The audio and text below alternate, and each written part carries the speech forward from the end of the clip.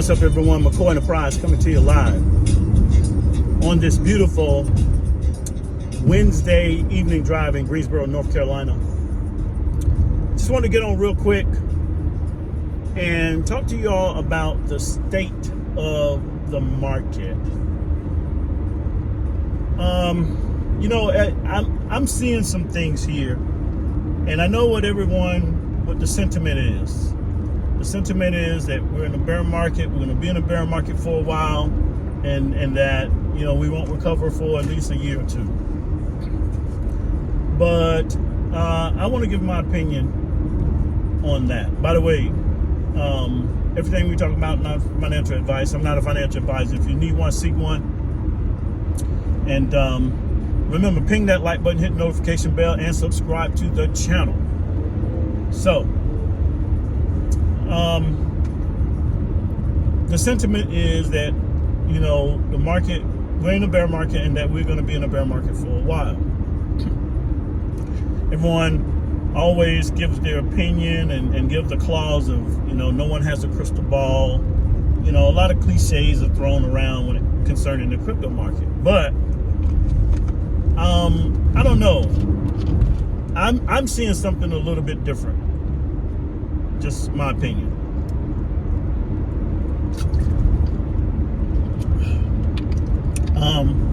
I think that the market is going to recover a lot faster than what people are saying, what they're believing. And even with, when they say they do analysis and go back in time. So, and the reason why I say that, so you ask, what are your reasons, McCoy? Well, I'll be honest. When you compare the bear market today to 2017, all of the dynamics are different. Now, just because the dynamics are different doesn't mean we can predict the market, or the same for that matter, even if there's some things that'll look the same. So, historical context is just that. It's context. It's not reality. It's not necessarily, it doesn't necessarily tell what's going to happen. But if you look at 2017, the last bear market in the cryptocurrency sphere, you have the macroeconomy was booming. All right, it was booming. It was big time. So crypto went through a bear market, and the macroeconomy was booming. We came out of the bear market in 2018, 2019, and then ran all the way through. It was a bull market in 2020 toward the end of 2020. So here we are today. Now, compared to today, where both the crypto market and the macroeconomy, stock market, what have you, S&P, are all bear. So what does that tell us? I don't think it necessarily tells us anything as far as what's going to happen. It may give ideas. It may point to some historical context that may give someone an opinion, but it does not tell us that the market is going to be bear for a given period of time. It just doesn't. All right? So I'm looking at some other things. I'm looking at the blue chips. I'm looking at micro caps, and I'm looking at, of course, Bitcoin and Ethereum. And if you notice something about this, quote, the bear market, I want to make it sound like it's not a bear market. But if you look, this bear market has less of a bear dip than it does a sideways motion.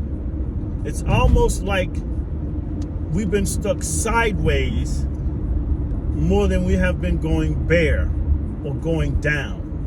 And the micro caps, when you look at the micro caps, there is no way that some of these micro caps, less than a penny, should be doing as well as they're doing with the sentiment that we have in the market.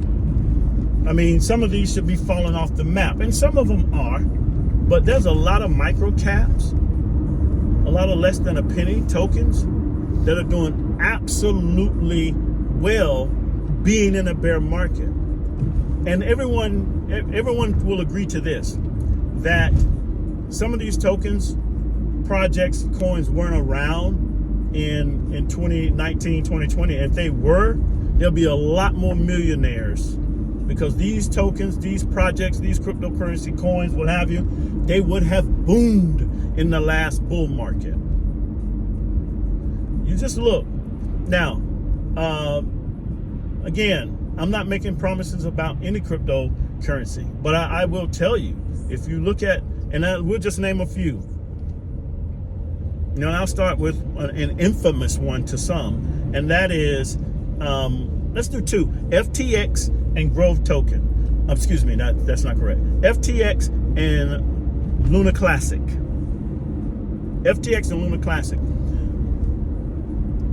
Both for different reasons, but both projects basically lost all of their liquidity, plummeted to nothing. All right. Luna Classic went to 6 zeros. FTX went to $3, then down to as low as 84 cents. But if you look now, FTX, Luna is sitting at $1.32. Luna Classic went from 6 zeros to 3 zeros, like 1.8, almost 2. I think it actually got up to the 2s. And you're talking about projects that have went through bankruptcy and everything.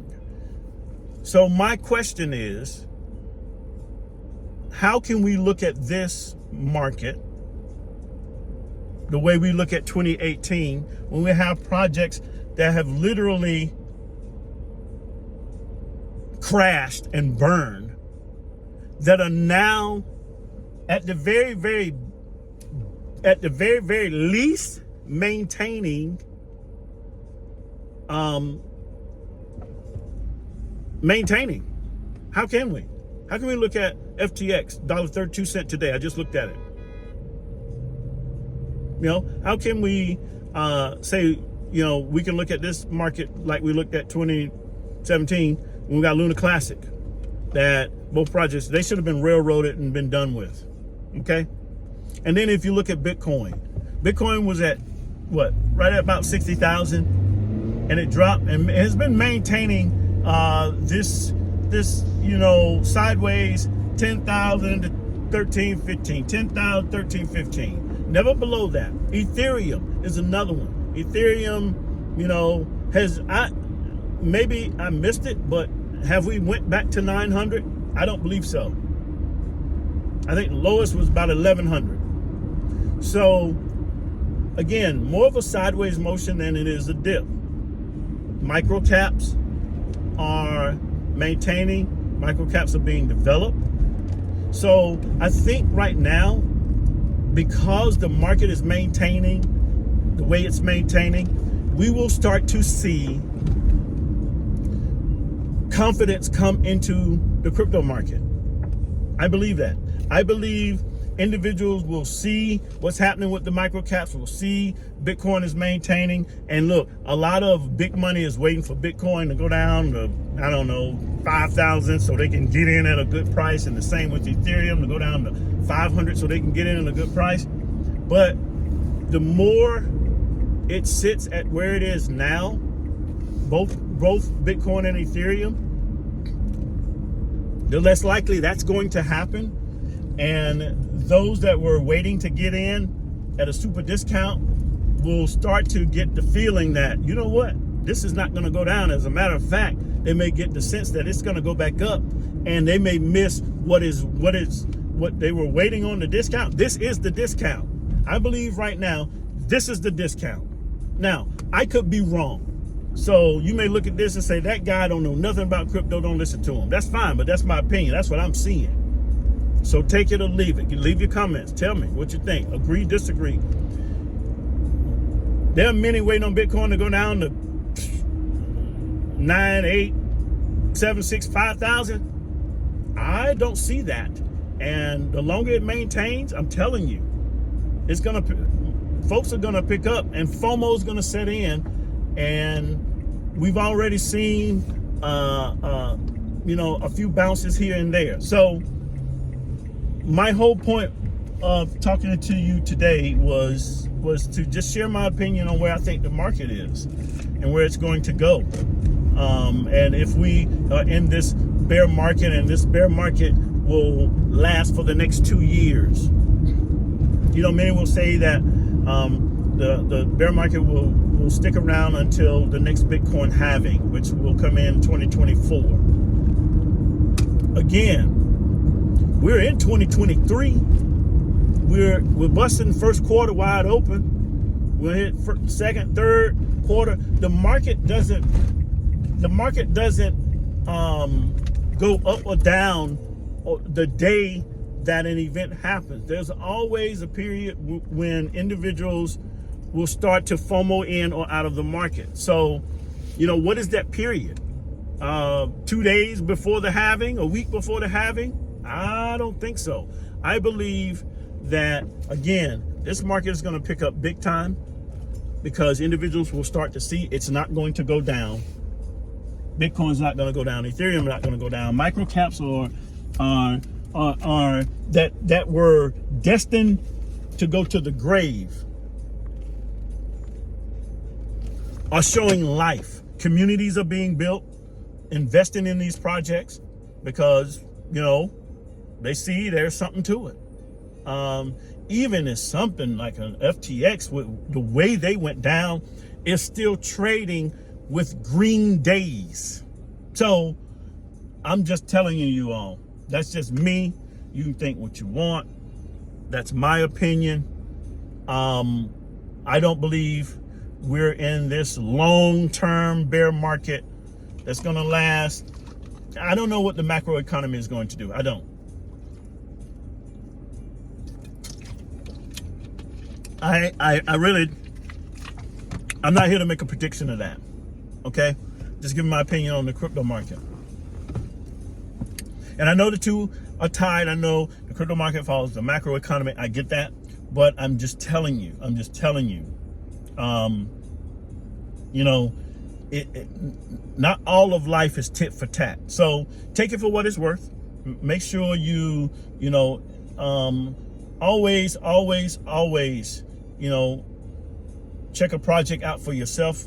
You know, never invest any more than you can afford to or willing to lose. When in doubt, zoom out. You know, if you're looking here, you got on blinders, you need to zoom out. When somebody tells me good, bad, or indifferent, oh man, getting this project is awesome. And you know, I may have, you know, my different opinion. I may say, I don't know about this project. And I zoom out, and then my fears are confirmed. Or somebody say, man, stay away from that project. This thing ain't nothing. And I'm like, I zoom out and I'm looking like, I don't know, this might be something good. And I go in. So when in doubt, zoom out. Never invest any more than you're willing to or can afford to lose. All right. Warren Buffett says when others are greedy, be fearful. And when they're fearful, be greedy. All right. And like I always say, do your own due diligence and get in, get it done. McCoy out. Peace.